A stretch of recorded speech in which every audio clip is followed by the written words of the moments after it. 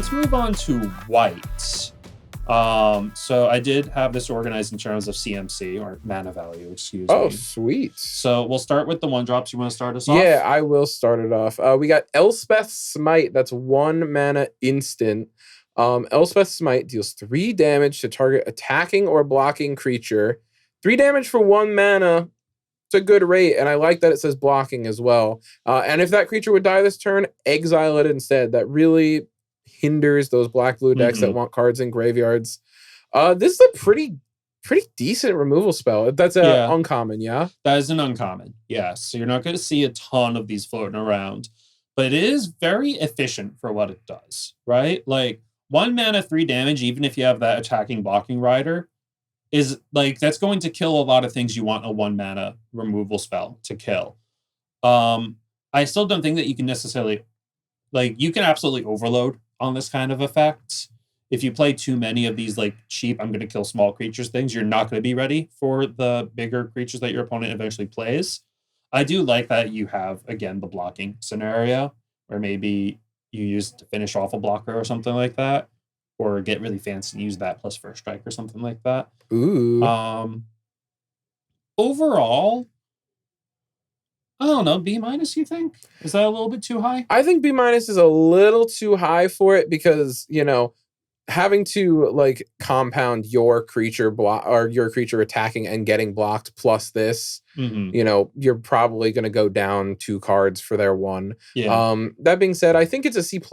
I think that just, hey, you're trying to be aggressive. Too bad. Yeah. I killed your thing. I killed your 4-drop. You can kill 4-drops with this. I do think 2 things I want to mention that are worth noting. 1, white is set to be one of the more aggressive colors for this set.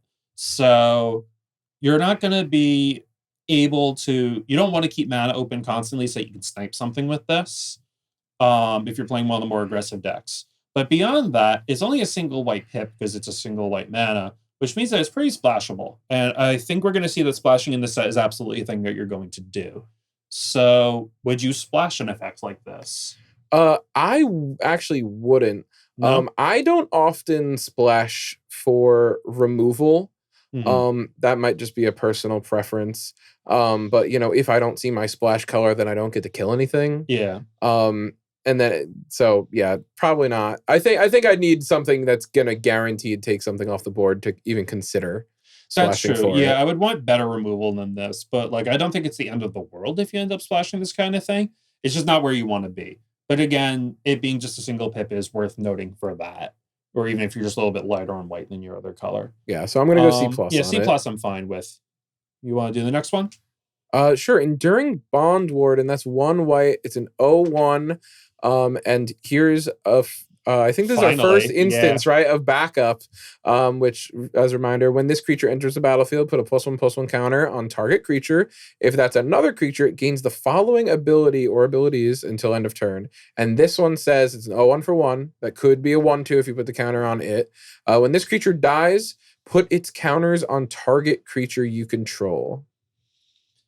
Yeah, so we've seen this kind of effect a couple of times, right? Like Star Pupil from Strixhaven. That kind of like single mana 1/1 that's made out of a 1/1 counter, and the 1/1 counter will go somewhere else when it dies. They're not usually great. Like sometimes they're okay. Like sometimes they make C, but usually I don't think they even make C. Yeah, I'm not super excited about this, but that being said, how do we feel about 1 mana, I got an 0/1 and put a 1/1 counter on another creature that I control? It gets to spread out its power, and the fact that it can bump something up later in the game right away, I don't hate. Yeah, and if it's something like, let's say something that has a lot of 1/1 counters and it's going to die in combat or whatever, you get to move them over. Maybe you put it on, you know, the green-white uncommon Signpost. Which is literally just all 1/1 counters, and then they have to block it to kill it, and surprise, something else is huge now. That might be a little bit of a dream scenario, but I mean, it's only a common and an uncommon. It can't be that hard. Yeah, this is a spell I want to at least get to try, but I'm not super excited about it. I think I'd give it like a D. D+ maybe. D+ I think is a good place for it to start. I do think it's worth noting that in some of these backup decks, you kind of need to get something down to start the train rolling, right? And we've also seen that for the last couple of years, one drops have been getting better and better. I do feel like the one drops in this set aren't nearly on the same level as, let's say, Brothers War or Phyrexia. We don't have any evolving adapters or anything like that, thank God. Yeah. But like, even innocuous looking little, like in Brothers War, oh, it's a 1/1 with First Strike that can like help you scry to someday later on. That ended up being a really key common in a lot of white decks. So it wouldn't surprise me if, especially because there aren't a lot of one drops in this format, that you're supposed to prioritize these a little higher. But again, you also have the tap lands in this format, so sometimes you're actually just taking turn 1 off. Yeah, hit it with the D+. Moving on, you want to get the next one? Oh, Core Halberd, dude. It's a white mana for an equipment. Equipped creature gets +1/+1 in vigilance, and it has equip for 1. Nope. Definitely not interested in Not this. At all? No way.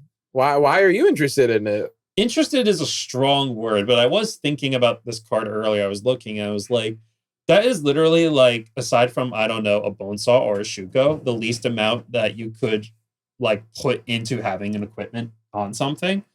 Like, mana-wise, it's very cheap and it's easy to move around, but it is such a tiny difference.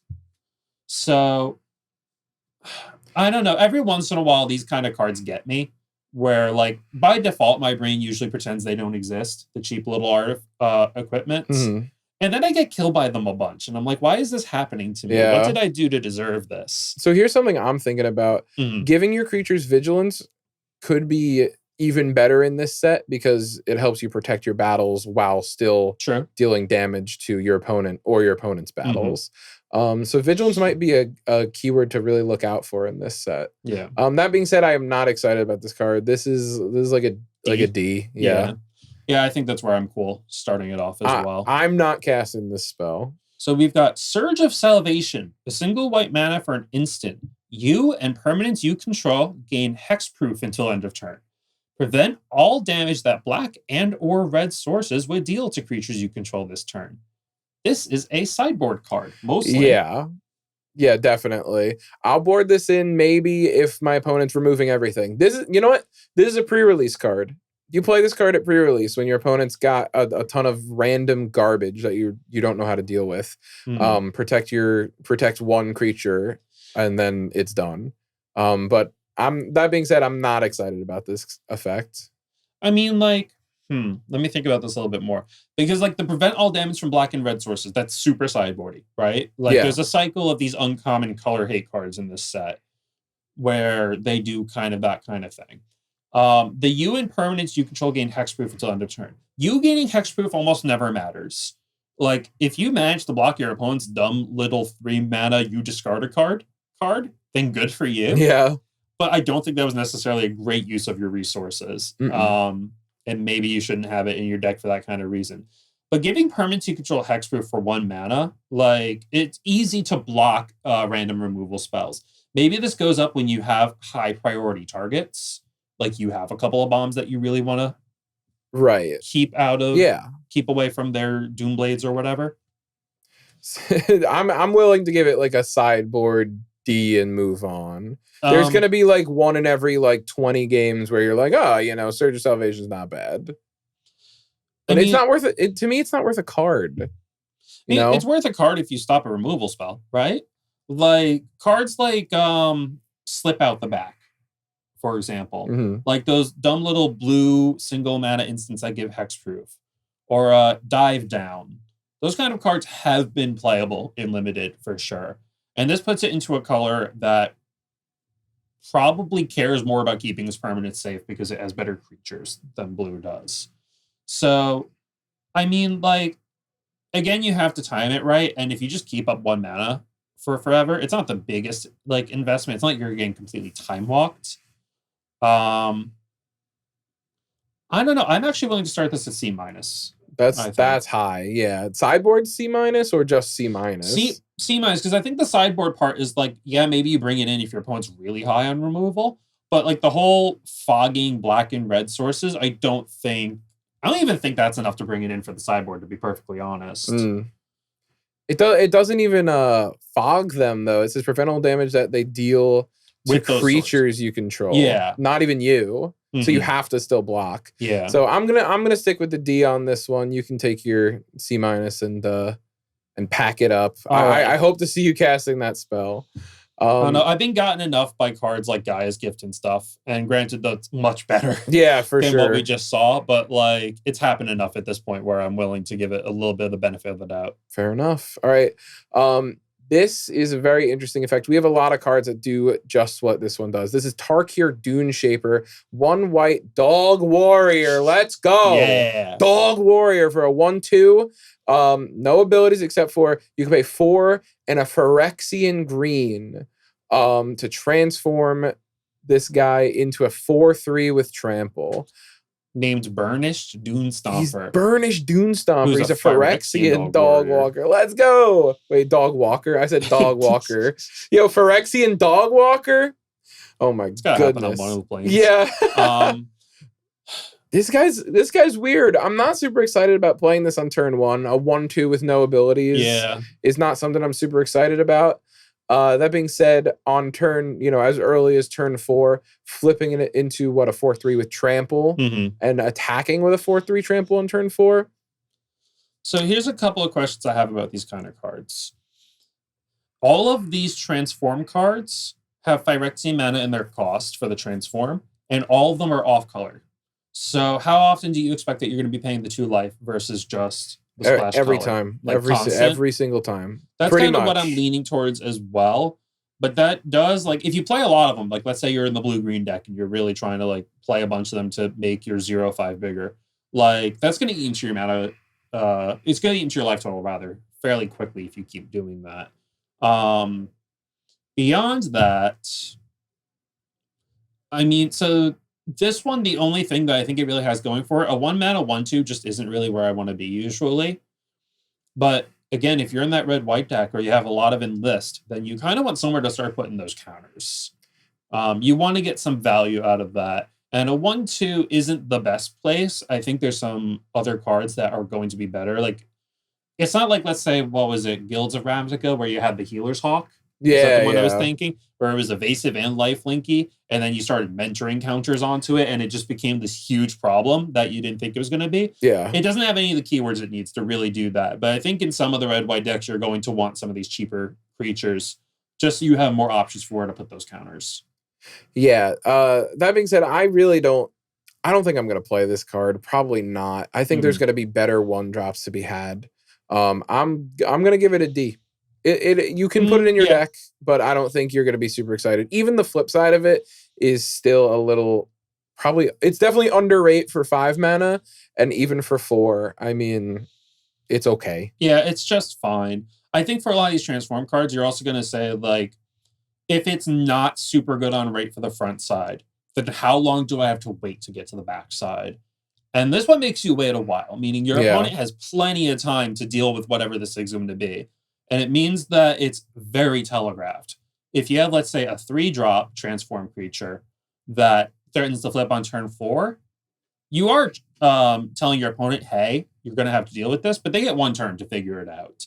This comes down on turn 1, and you're saying, a 4/3 is coming at you eventually. Take your time. I'm going to wait with you as well. And then I'm going to pay 2 life and get completely blown out when I transform it. Exactly. So let's go with the next card. Aerial Boost. 1 and a white for an instant with Convoke. Your creatures can help cast this spell. Each creature you tap while casting a spell pays for 1 or 1 mana of that creature's color. Because I don't think we've actually had a real Convoke No, we yet. haven't. So spelling that out's not a bad idea. Target creature gets +2/+2 and flying until end of turn. So something to note about Convoke, the creature can pay for that color of mana, the color of mana that the creature is. So technically, any card with Convoke can cost 0 of your lands to cast that turn. I think that this effect is something that the aggressive decks are going to be looking for highly, because 2 mana for +2/+2 flying is already, it's okay. I like it for sure. It can really push in damage, and in some cases it can end games. 1 mana for that is great. 0 mana for that is, I love it. It's awesome. That being said, I don't think an effect like this can get higher than like a C. Yeah, C is about where I'm willing to put this. Combat tricks have, in general, been pretty good lately. And this does have offensive and defensive benefits. Like, your opponent thinks they're totally fine, but swinging with their 2/2 flyer, and then your ground idiot just suddenly jumps up and eats it or whatever. I like that you can be tapped out of land, and they're like, yeah, "Oh, I'm good," and then you're like, "Oh, tap my No, 2 soldiers or whatever," and your flyer just died. Yeah. So C is about where I'm willing to land on it. It's a combat trick, so it has diminishing returns. A deck full of aerial boosts is going to get you killed. True. All right, moving on. Alabaster Host Sanctifier, 1 and a white for a Phyrexian Cleric. Looks like she's on Theros, and it's a 2/2 with lifelink. It's a like, I like it. D plus C minus. It's higher than that, man. What the hell? Well, it's a Phyrexian. Okay. So it does. All right. You have some tribal synergy there, but generally the 2/2 lifelink for 2 ends up being weirdly better than it looks. Like, if I remember correctly, I'm going to go travel back in my mind palace to Kaldheim, where there was Story Seeker, the 2/2 lifelink for 2 dwarf. Okay. And when you looked at like 17 lands data or whatever, it was arguably the best common in the set. And I think when you like really delve into the data, that's not actually true. Like, it's just the kind of card that ends up in a lot of different types of decks and does well when it hits the ground. Okay. Because like it passes the vanilla test easily, right? And lifelink is a good keyword to have on a creature. Plus, this is a good place to put your enlist counters.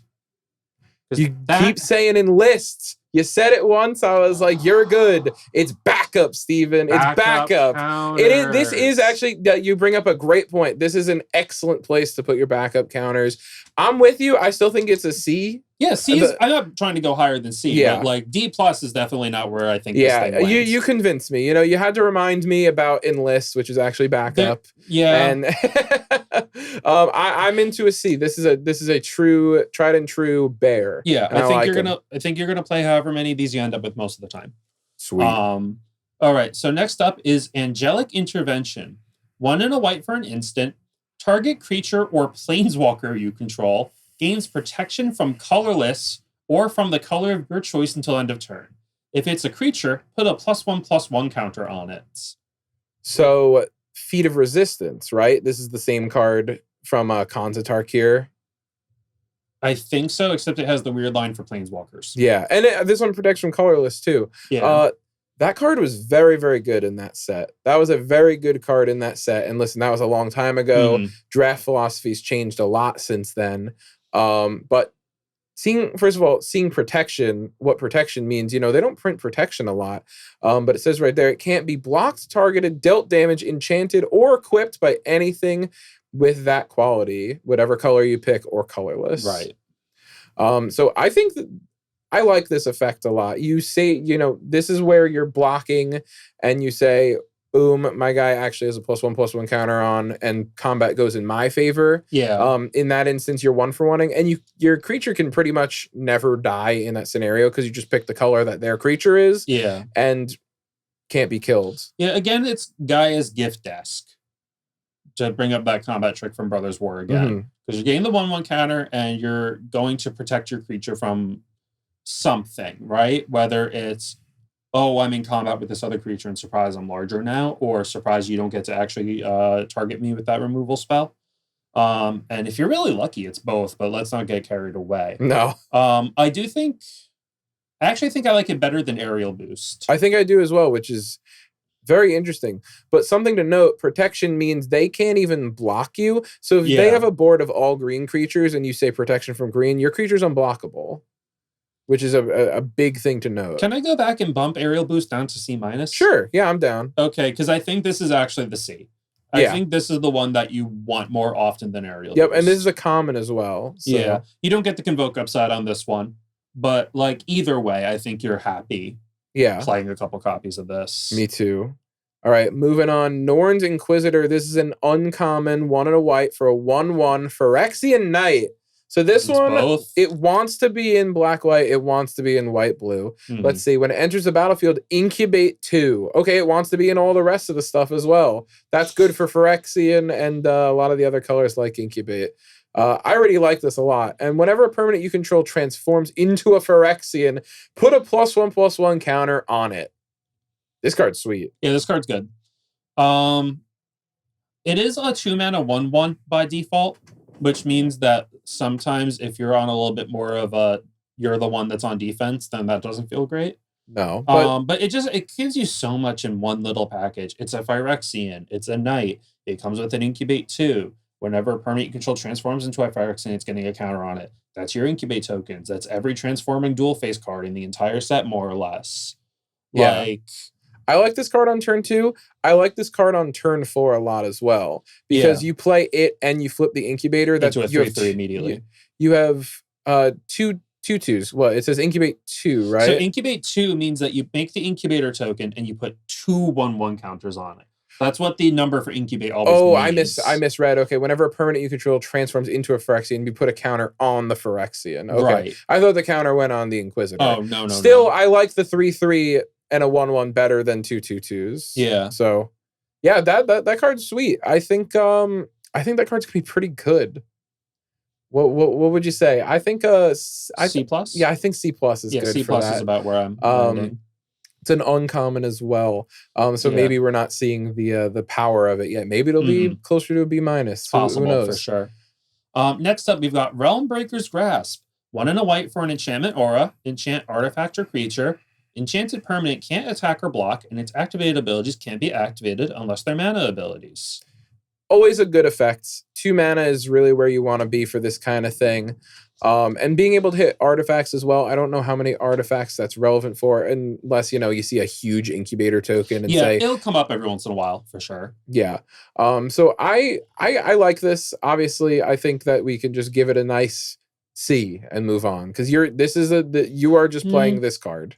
Is it not? You wouldn't call it like a C+? Because it is kind of like your mostly unconditional removal for the set for white. Like, it's a pacifism / arrest effect, and it's going to deal with most things you want to deal with. It's true. Yeah, I feel like C+ is where I would land on it, but the difference between C+ and C is not large enough to really get frazzled about. Yeah, I think I'll stick with a C. Every time I see this card, I'm going to pick it for the most part. It's a little weird that they took the Planeswalker text away, because we just had Planar Disruption in Phyrexia that did the same exact thing, but add Planeswalker on top of it.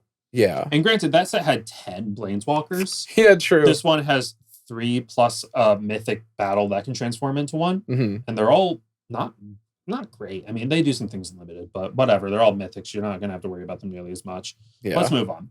Yeah, we got Sunblessed Guardian. Looks like we're on Ixalan for this one. Everyone's favorite. Yeah. 1 and a white, uncommon, human cleric. It's a 2/2, and it's got 5 and a red Phyrexian symbol to transform Sunblessed Guardian. Activate only as a sorcery. That all of them say that. Activate as a sorcery. And it turns into Furnace Blessed Conqueror. Phyrexian cleric 3/3. Whenever it attacks, create a tapped and attacking token that's a copy of it. Put a +1/+1 counter on that token for each +1/+1 counter on Furnace Blessed Conqueror, and sack the token at the beginning of the next end step. Weird that the token puts 1/1 counters on itself instead of just saying +1/+1 until end of turn, because it goes away. It's the backup. It's for backup. It's the backup deck. Yeah. But that being said, this effect is pretty good, but it costs 5 mana to flip into this. So as opposed to the 1 mana 1/2, a 2 mana 2/2, I feel like you can't play a bunch of vanilla 2/2 bears anymore, but you can get away with 1 or 2 of them, and this gives you a lot if you manage to flip it, right? Because you manage to flip it, and it is 2 3/3s when it attacks, and potentially larger if you did manage to get some of your backup triggers onto this thing, which, considering it even has red in the transform cost, it wants to be in the red-white deck. This might be the kind of card where you're supposed to pretend it's red-white the entire time, even though it's technically playable outside of that context. I think that's a great assessment of it. So what do you think? I think that I can't go higher than a C on it. You could convince me a C+, maybe. I'll stick with my trademark idealism and go C+ on this one, Nick. All right, let's move on. Yeah, Sunder the Gateway. 1 and a white for a sorcery. Choose one. Destroy target non-token artifact or enchantment an opponent controls, incubate 2. Okay. Or incubate 2, then transform an incubator token you control. Interesting. And that's 2 mana sorcery for this effect. That's a 2 mana sorcery. So it's kind of like the floor on this is literally a 2 mana 2/2. Because it incubates 2 and then flips that same 2/2. Which I don't hate. Yeah, on a modal spell, I think you're okay having that as your floor, right? Because the other option is that, like, you destroy an enchantment or artifact an opponent controls and then incubate 2, and you could still get that 2/2 later. Or maybe you're playing a deck where you've already incubated 5. Right, exactly. And instead you're flipping that one. I think this is actually pretty good. It's at common especially. Yeah. So you know, if you're playing 2 copies, you incubate 2 the first one, get a bigger incubator later, and then flip that. Or sorry, I read it wrong. You destroy something early and then flip your big 5/5 later or whatever. I think that this is actually pretty decent. Honestly, it's just here's a 2/2 Phyrexian. Here's some +1 counters if that matters to you. And then it's just like, hey, if you don't want a 2/2, you have the opportunity to destroy an artifact or enchantment. It does say non-token, so you can't destroy incubators with it. But that gives you an incubator anyway. So it's not like you're losing out on the creature. You just have to wait a little while, pay some more mana into it. Yeah, I think I'm willing to just give this a C, like normally. And maybe you bump that up a little bit if you have a lot of relevant targets for the first mode. Like against another white deck that's maybe playing a bunch of those pacifism effects. You're going to say, like, you know what? This getting rid of my opponent's removal and giving me a creature eventually out of it, that's actually real good for 2 mana. I'm happy with that. Yeah, I agree. So you play that in like or you could play it in most white decks, right? It doesn't need to be the Phyrexian deck. Yeah, it's better there, of course. It's better in the Phyrexian deck for sure. I wouldn't, and the 1/1 counter deck for that matter, because you do still get to put the 1/1 counters on the thing. I wouldn't be surprised if you didn't have enough synergies, and maybe that becomes more of a sideboard card in those instances.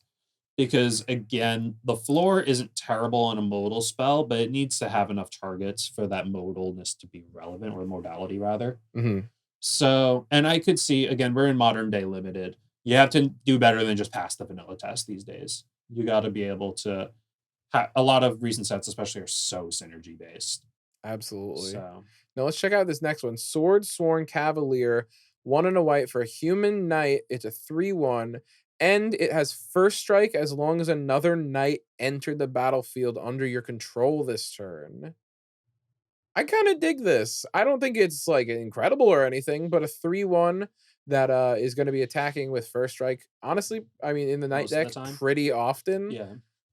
First strike is a powerful effect, and we're seeing it less and less these days, which ups its value more and more. Yeah, like, so it's not usually going to be defending with first strike, right? Which is a knock against it for sure, but again, we don't see a lot of that these days. You get so many dumb little 2/1s with first strike when they're attacking or something like that. And a 3/1 with first strike, especially in the early game, that's a pain to block. If you're managing to proc that ability on a regular basis, which you should be able to in the blue-white deck, then your opponent's looking at a 3-power creature that's just nearly unblockable at the beginning. And that also plays really, really well into a lot of combat tricks and stuff. Yeah, hold on. Imagine playing a knight with backup onto this thing. Yeah, I got to imagine that there's one of them in here. I'm sure there is. Let's spoil ourselves a little bit real quick.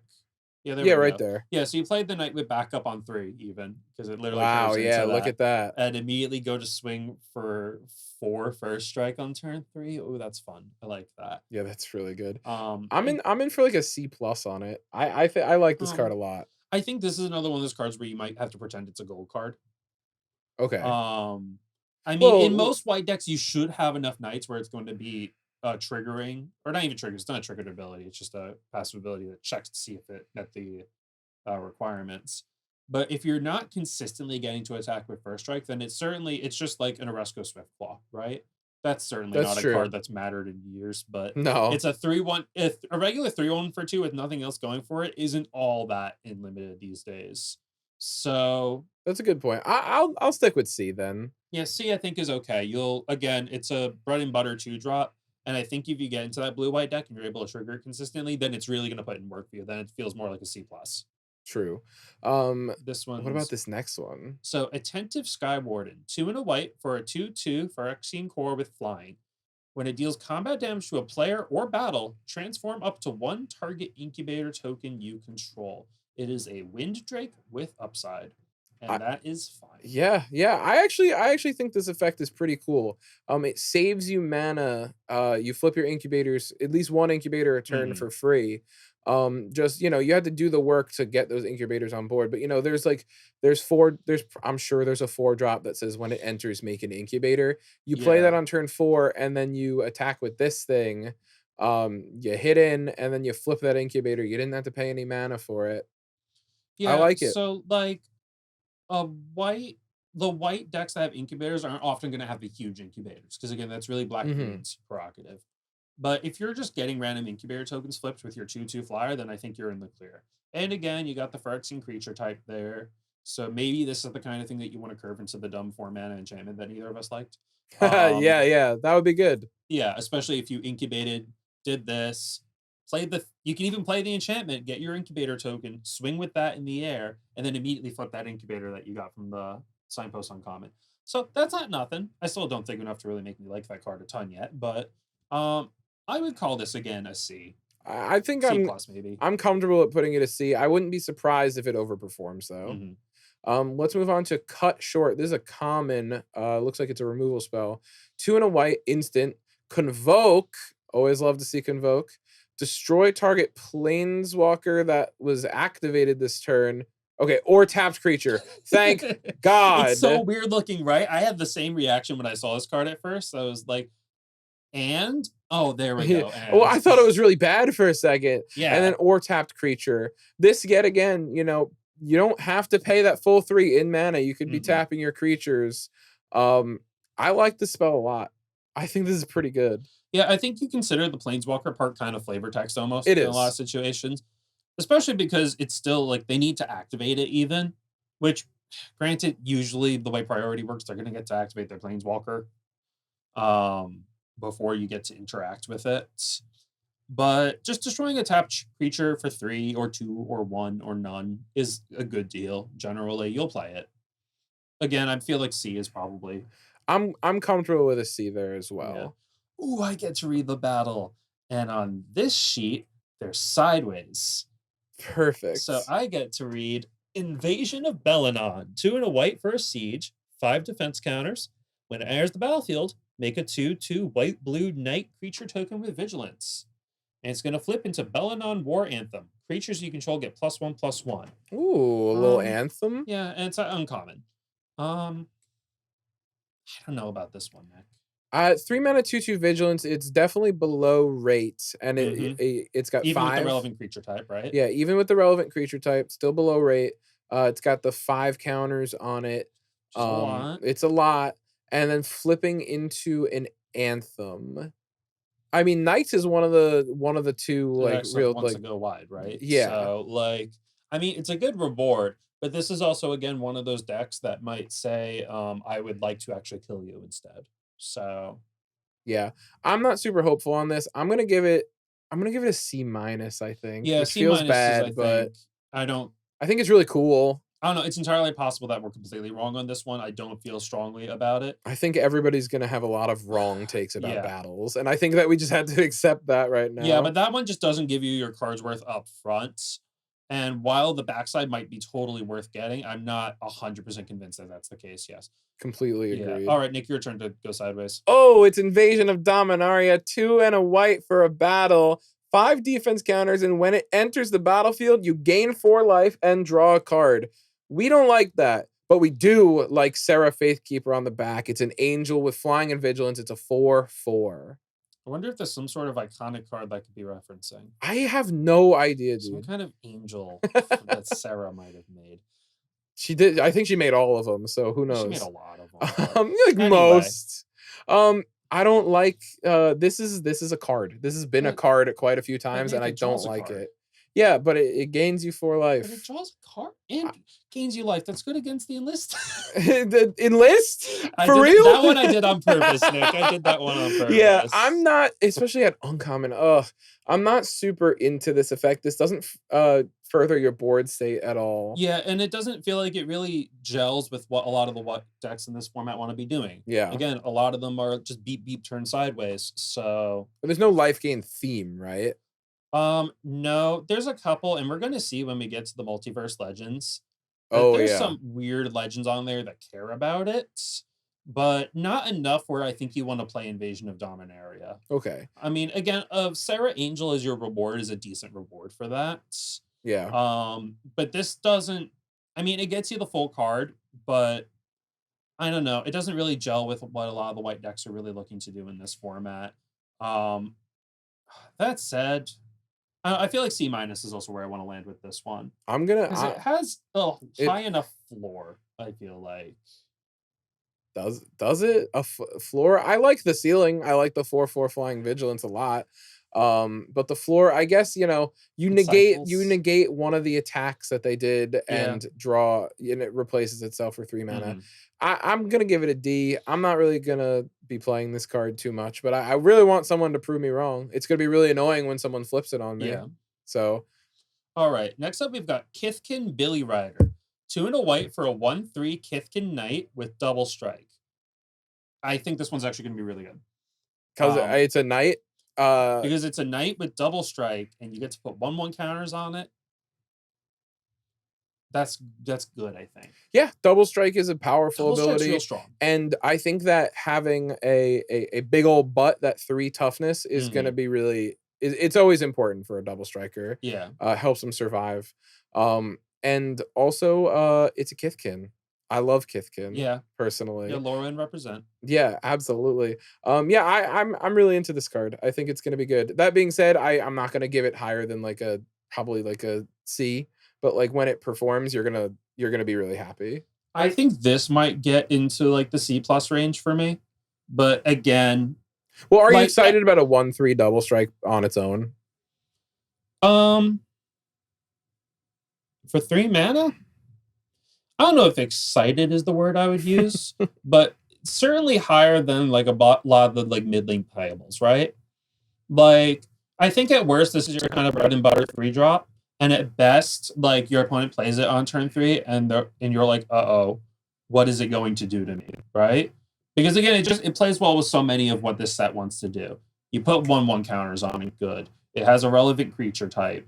It does play with random combat tricks for what that's worth. Double strikers always work well with that. True. So I wouldn't be completely surprised if it ends up just being a C, but I'll give it my idealism. I'm happy with it.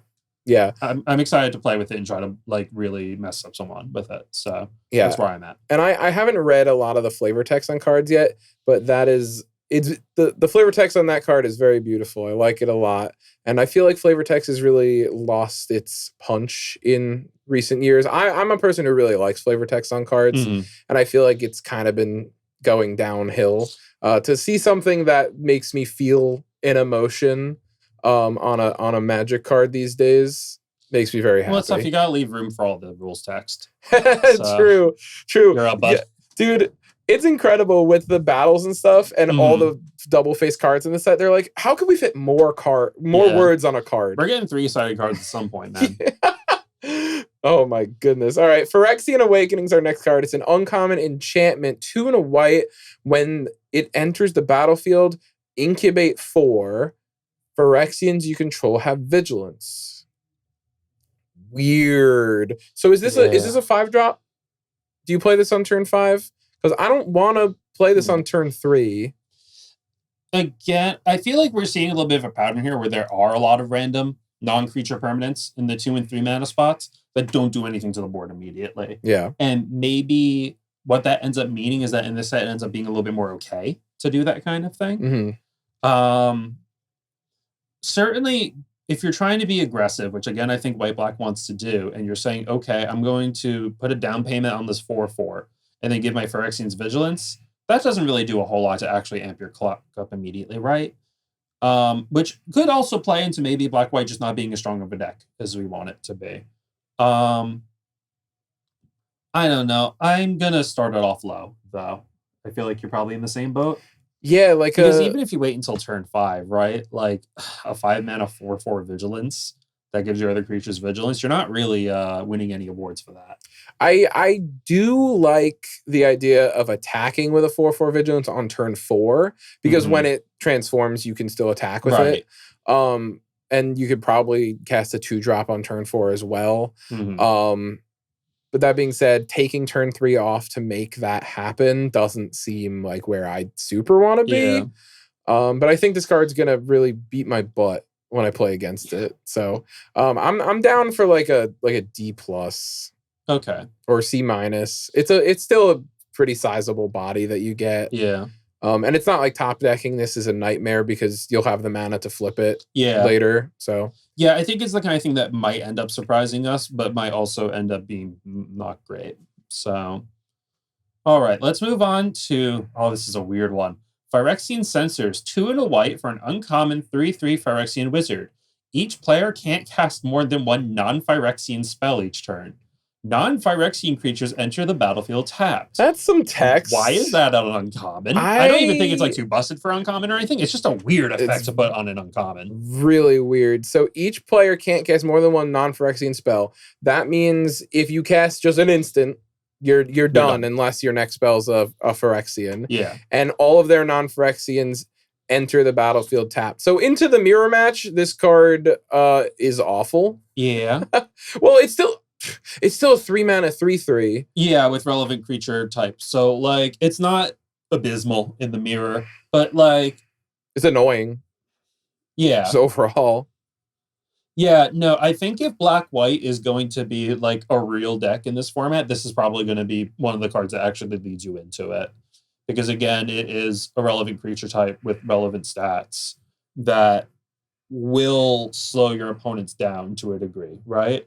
Like, God forbid, I'm sitting there on turn 3, I did my play, and I'm like, okay, I'm looking good because next turn I get to double spell, and my opponent's like, psych, idiot, and plays this thing. I'm going to feel bad about that. That's going to hurt my feelings. It's going to happen. Just make sure the spells are both Phyrexian and you're good to go. Yeah. But C+, is that where you're at? Or you're a little lower, a little higher? I'm okay to say C+ for now. I think there's matchups where this is going to be a nightmare. Yeah. For sure. Especially, like, imagine you're playing the blue-red Convoke deck. That deck probably wants a double spell on a reasonable amount, and, like, this is going to slow them down pretty hard. So, yeah, I'm fine to start it out at C+. It could be just a C, but C+ seems fine to me. Moving on, we got Scroll Shift. It's 2 and a white instant. It's a common. It says exile up to 1 target artifact, creature, or enchantment you control, then return it to the battlefield under its owner's control. Draw a card. I really like flicker effects. I think they're so much fun. This is a little bit expensive for a flicker, even though it does replace itself. This is the kind of thing where you can get blown out for leaving 3 mana open. I do think there are some reasons to try to do flickering in this set. There are some powerful enters the battlefield effects. We mentioned earlier the 4-mana 0/1 that incubates 5 on entry. And we just saw the Phyrexian card that incubates 4, that dumb enchantment. This also lets you blink that. And that's the kind of thing that's also like, if your opponent's leaving up removal for that enchantment, you're not going to get blown out if you do something like that, right? So maybe like that will help gain this a little bit of value. A 3-mana instant that says incubate 4, draw a card. I like. Yeah. I think it's pretty cool. It seems like it's probably versatile enough where, again, you can't overload on this kind of effect, but I'm happy playing the first copy in a lot of white decks. Yeah, I think it's a C- probably. Because I don't know how badly the Knights want this. I guess they've got some ETB effects, some backup here and there. Yeah, I think that's maybe like, again, white, red, white, blue, even white, green to an extent. You're not necessarily going to want to be blinking your things over and over again. Yeah. Removes 1/1 counters from your creatures in white green, so maybe not in that deck. Yeah. So I think I'm okay with a C-. You're probably gonna like try one of these, but I could just as easily see this going down. in a few weeks from now. Yeah, I'll give it a C- as well. All right. With that. Seal from Existence is 1 white for an enchantment with Ward 3. And when it enters the battlefield, exile target non-land permanent and opponent controls until it leaves the battlefield. Have you ever wished that your Oblivion Rings had Ward on them, Nick? I often. Yeah. Constantly. Like, that's the problem with this spell. It's a good thing to have, don't get me wrong. And occasionally it's going to be a real pain in the butt for your opponent. But an Oblivion Ring is an Oblivion Ring. You're going to play it, right? Yeah, this is the first card that I'm excited to first pick that we've seen so far. In white, yeah. Mm-hmm. Yeah, this is great. These effects are always good. And it says non-land permanent, so any problem permanent that's on the board minus a land is gone if you play this card. And their disenchants are going to cost 2 more now. So yeah, 2 white pips is a little bit annoying, but not the end of the world. It just means that if you do end up in one of the splashier decks, that like maybe this one's a little bit trickier for you, or you need to be in more base white. Yeah, great art as well. I really like it. It looks we're a little far from the art right now. It looks like a jack-o'-lantern to me from afar. It's got like the teeth on the bottom. But then again, I'm wearing my glasses. I should be able to tell exactly what it is, but I can't. Yeah, but B-, you think, on this? Yeah, you know, I think this is so far is your premier removal spell. Yeah. So I'm down for B-.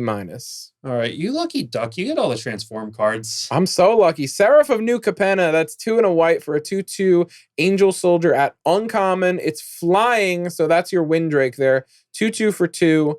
4 and a black Phyrexian symbol. Transform Seraph of New Capenna into Seraph of New Phyrexia. It's a Phyrexian angel, 3/3 flying. And when it attacks, you can sacrifice another creature or artifacts. If you do, it gets +2/+1 until end of turn. So it can attack as a 5/4 flyer. I think, is that a Fallen Angel reference? Do you remember that card? I remember. I don't know what it did, but I think know it the card. had literally sack a creature, get +2/+1. Okay. And I could be wrong on that, but I'm pretty sure that's what it's being cheeky about. In any case, we have another Windrake with upside, Nick. Yeah, and you know what? I like this one. I like the idea of attacking on turn 4 with a 3/3 flyer on turn 4 attacking. I like that. Attacking with a 5/4. I like that way more. And black-white is the deck because it says creature or artifact, so you're gonna have a bunch of incubators lying around. Eat your eggs. You can sacrifice. You can eat your eggs. I think that you need a little bit to make this work, but at the ground floor, it's a 3/3 flying haste for 4. It can attack the first turn you transform it, right? So you can, yes, but it'll probably it's not exactly haste. It'll probably be sitting there as a Windrake for the first turn, which I like.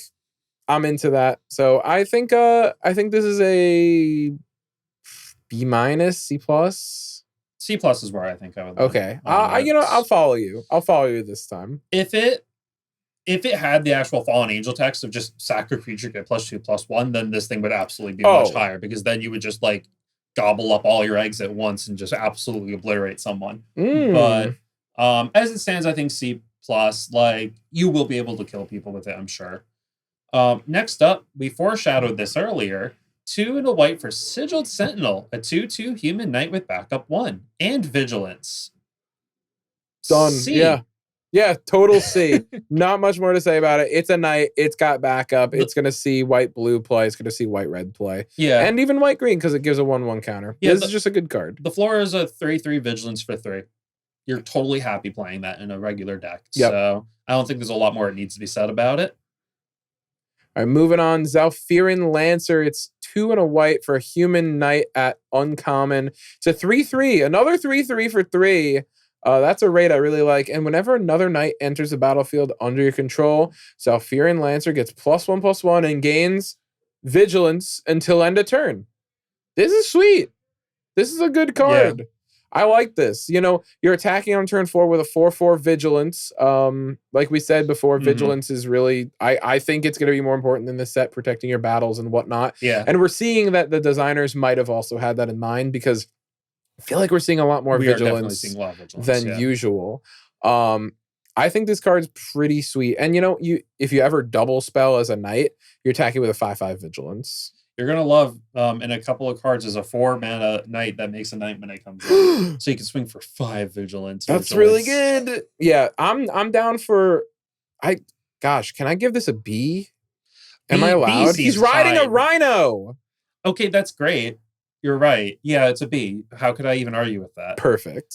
I think I was gonna say C+, but I think you got my idealism. It's possible. I think B-.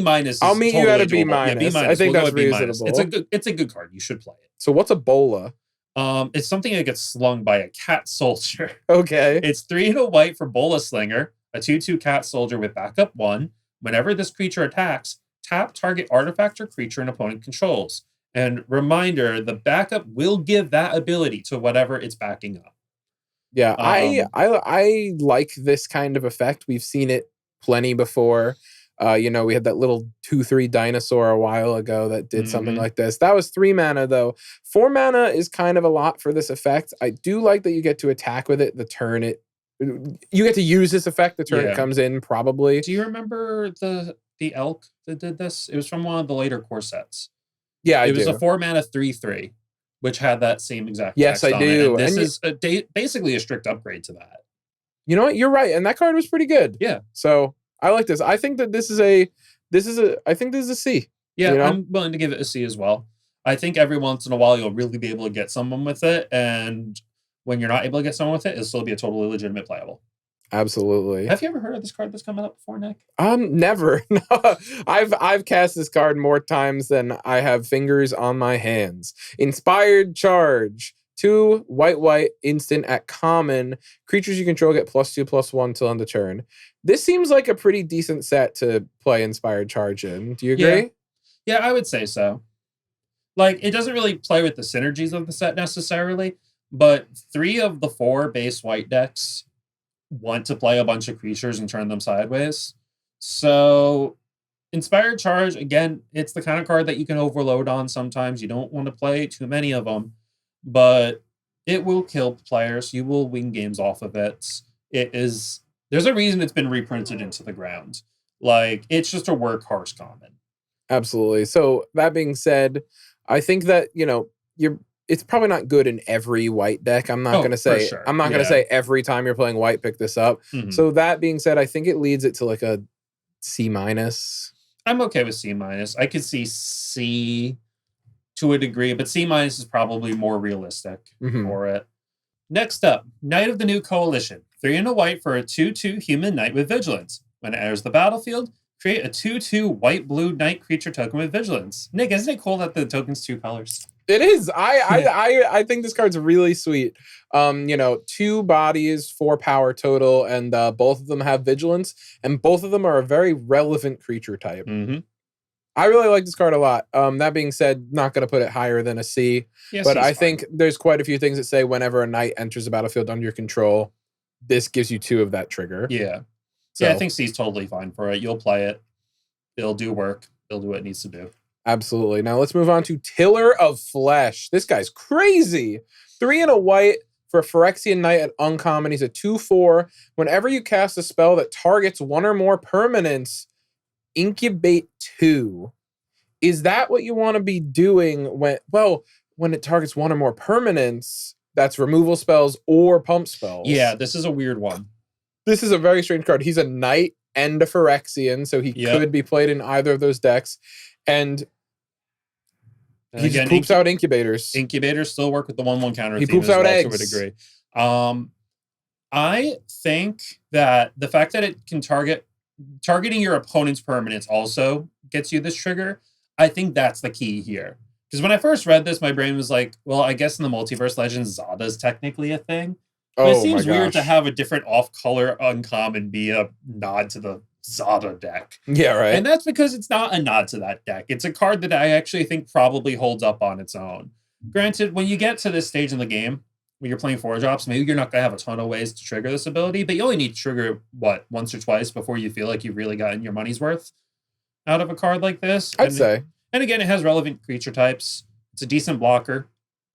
I don't think I'm willing to put it higher than a C to start. I agree. I agree. I could see where like maybe we actually trigger this a lot more often than we think, and C plus is really more correct.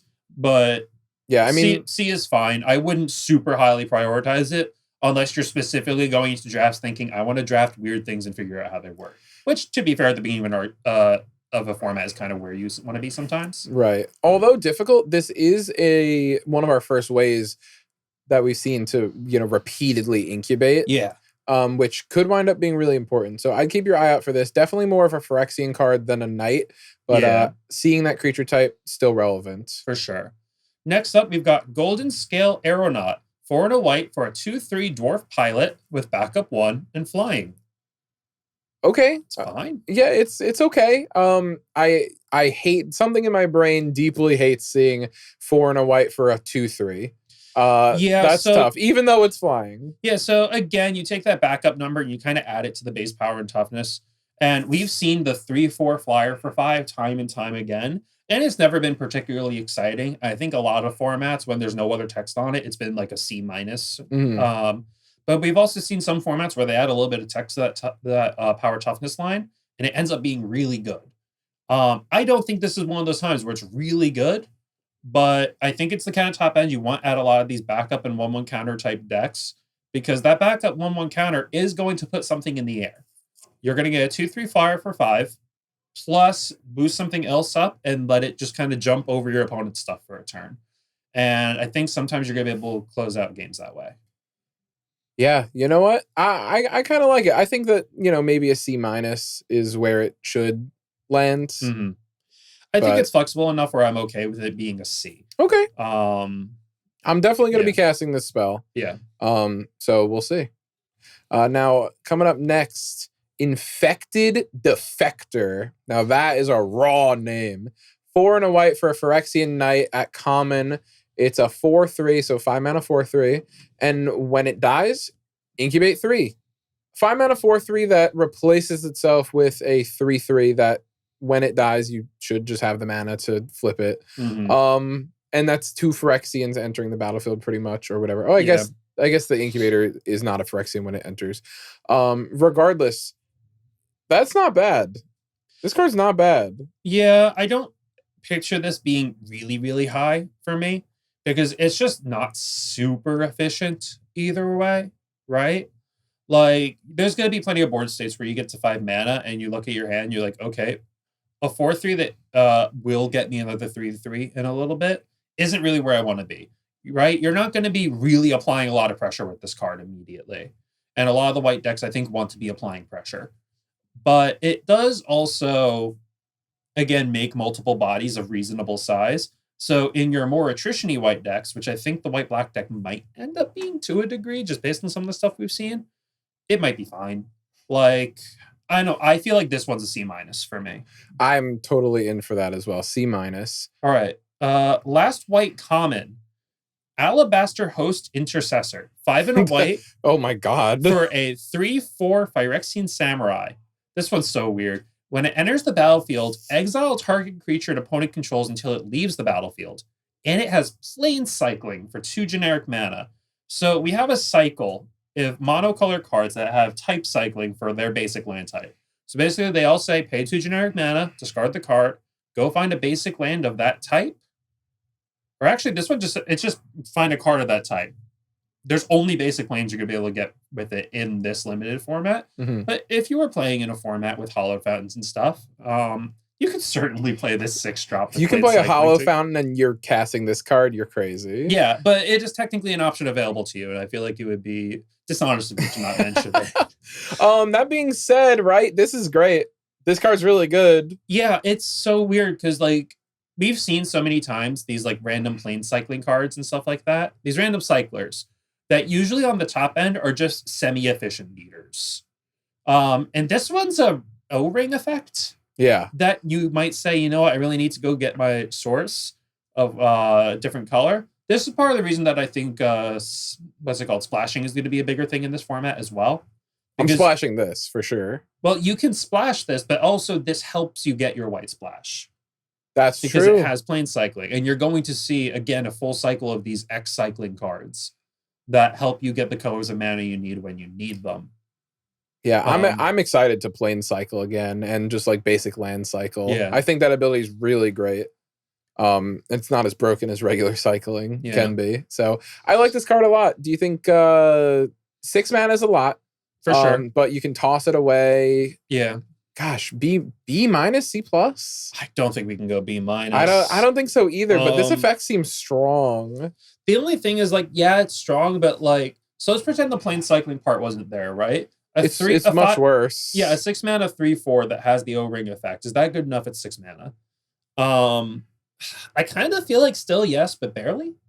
Yeah, I think still yes, but barely is a good way to put it. C plus, I think, is where I'm willing to put this. I think I'll go with you on C plus then. That's fine. Yeah, like you will play one of these in most of your white decks. Mm-hmm. And again, if the Phyrexian deck ends up being a little more attrition based, you're totally fine trying to get up to 6 mana and then play a couple of these guys, right? So yeah, you can play as many of these as you want. You toss them away if you don't have the mana for them, and when they're good, you just play them. All right, moving on to blue. Our first blue common is Captive Weird. It's 1 and a blue for a weird creature type we haven't seen in a while.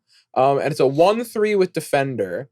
And it's got 3 and a red Phyrexian symbol to transform it at sorcery speed into Completed Conjurer. It's a 3/3 Phyrexian weird.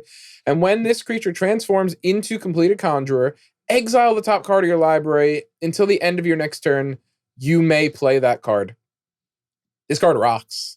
I really, really like this card. You put this down on turn 1, your opponent's going to have trouble getting through for quite some time. Mm. And then you say, all right, I'm going to cash this in. Not only, it's like, you'd think this card was like sacrifice it, draw a card, or sacrifice it, exile top card of your library. Mm-hmm. No, you just get to have a 3/3 and you'll probably get an extra card out of it. Yeah.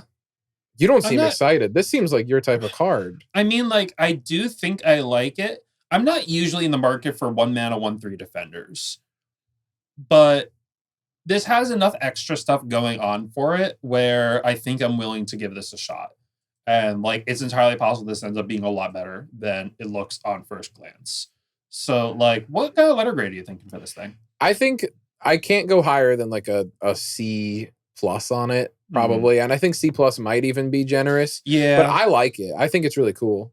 Yeah, I'm going to keep it at a C for now. And I'll be, again, it's the kind of card where if it ends up being much better than it is, I'm like, hell yeah, let's do it.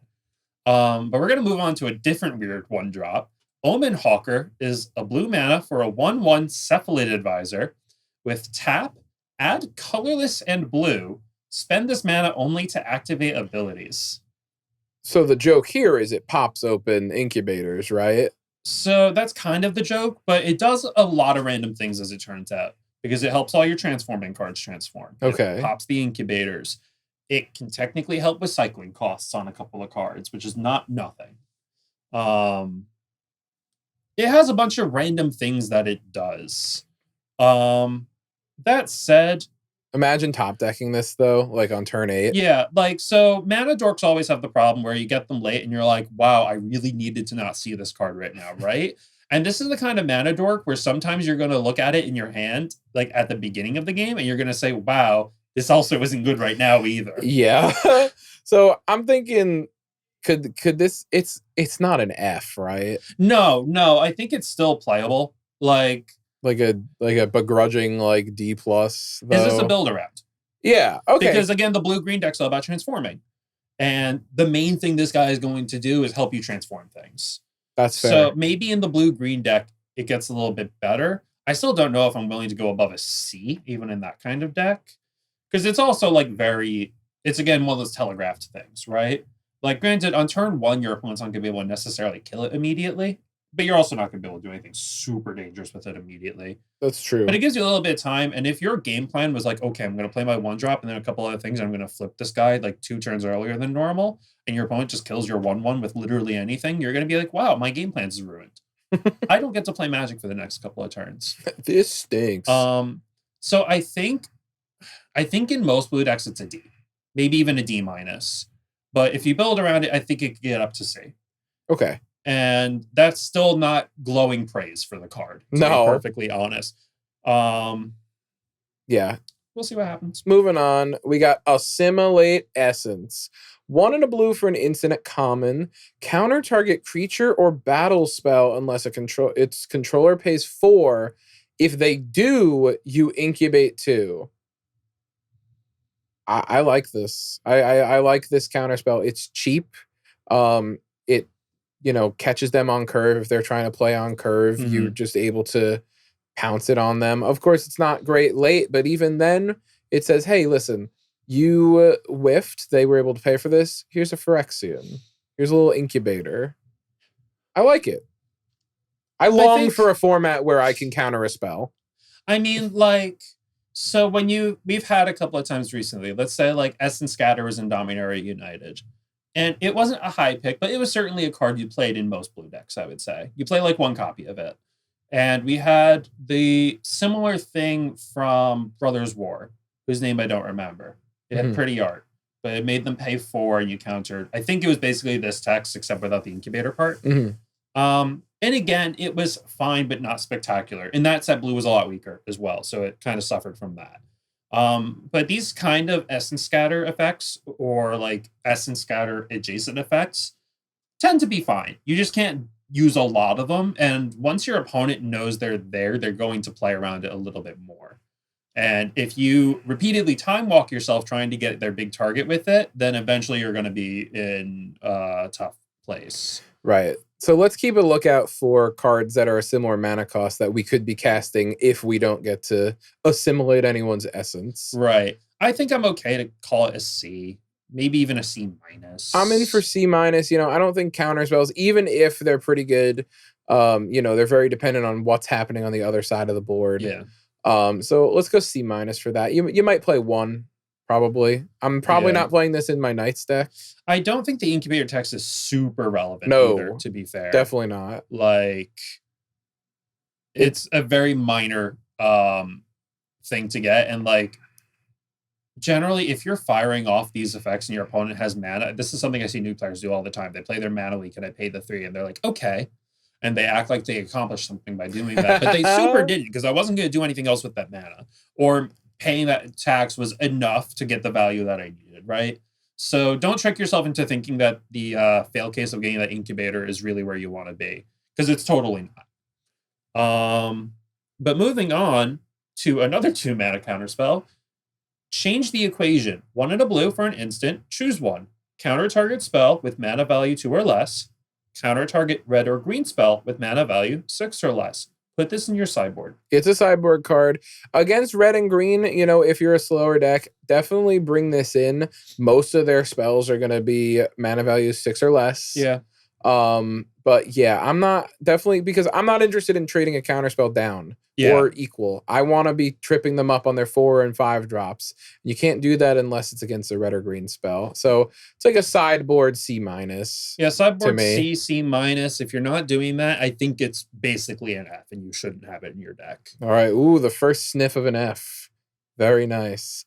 Moving on, Disturbing Conversion. 1 and a blue, Enchantment Aura. Is this our first aura we've seen?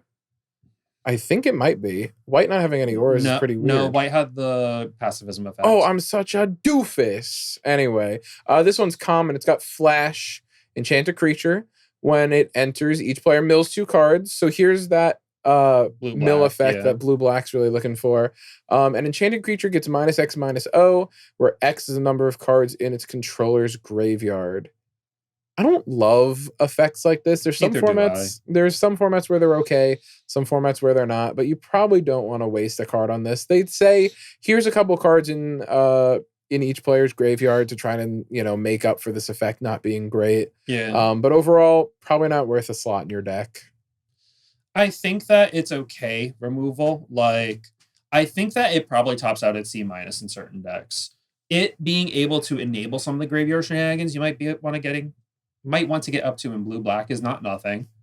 And in certain decks, if your game plan is mostly to kill them in the air, then like neutralizing something on the ground is actually totally valid, right? But the question is how many of your decks are actually going to want to do that. Like blue-white has some flyers, for example. Mm-hmm. But you also have a bunch of dorky little knights on the ground that eventually are going to have to contend with whatever you shrunk to at 0x. Either they get through it or they still get a chump blocker out of it, which is bad when you're being an aggressive deck, right? But like the blue-black deck will probably be trying to win off of random flyers and just be trying to like stop themselves from taking damage early. It doesn't matter if the thing's actually like taken care of 100%. That said, when you get to a lot of like the powerful rares and stuff that you want to be killing with your removal, those will often have effects that this doesn't actually turn off. Something having, powerful attack triggers or ETB triggers, even if it's like an 06 at that point, you're still going to have you're still not actually happy with the interaction there. So again, I think this tops out as a C-, and in a lot of decks, it's going to play more like a D. I think, yeah, D's where I would land it for sure. Alrighty. Next up, Expedition Lookout. 1 in a blue for a 2/3 Merfolk Rogue with Defender, and as long as the opponent has 8 or more cards in their graveyard, it can attack as though it didn't have Defender, and it can't be blocked. I hate this card. Holy crud. I think this card's really bad. Why can't it attack until you get the cards in their graveyard? Well, blue can't have a 2/3 for 2, Nick. They get everything else. Ugh, I don't like this card at all. Yeah, this feels like a trap to me. Like, I hope that blue-black has better payoffs for the whole 8 or more cards things, because I'm sure I'll die to this thing. But, like, I mean, it blocks decently on the ground at the beginning, right? But it doesn't apply any pressure early. And once you get to that, like, threshold plus that it wants in the graveyard, it's still a 2/3. Like, it's not actually a fast clock. No. It gives your opponent plenty of time to deal with the thing. So I'm not super excited about it either. I think I would say probably a D. Yeah, I'm gonna go lower. I think this is an F, honestly. Ooh, really? I'm not casting this stupid card.